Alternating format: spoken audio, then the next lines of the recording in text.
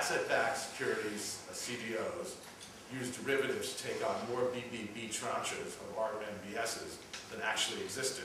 So the securitization crisis, because of all these derivatives, is actually worse than the mortgage crisis, presumably. Rating agencies appear to have seriously underestimated the amount they needed to be placed in junior tranches in order to secure senior tranches.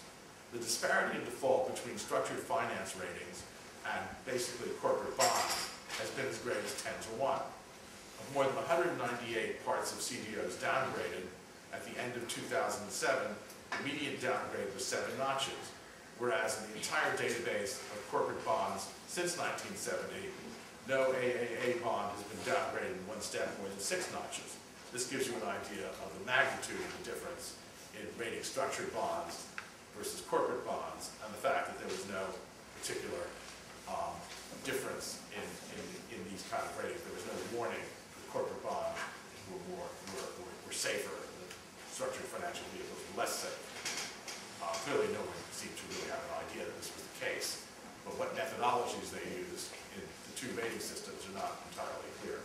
Moody's earnings rose 375% over the last 6 years. Net income rose from 159 to 425 million in a 3-year period. Structured finance accounts for 43% of Moody's earnings, whereas it did the single digits earlier. Approximately 90% of fees are paid by the issuer alone, not by subscription agreements. Now, with all this going on, you can see exactly what was in it for Moody's and why they seem to have advanced in this way. They seem to have cared very little about quality and a lot about remuneration. We've seen this in various reports of auditors before. I don't think we've ever seen it to this extent. I mean, how credit rating agencies really gave themselves over to the market they were supposed to regulate, or at least to provide limitations on. CRAs are immune from liability as the publishers of financial information.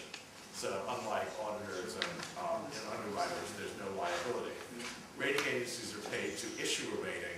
They have a weak incentive to update that rating. So they knew of problems in 2006, but it wasn't until 2007 that they dropped the bomb.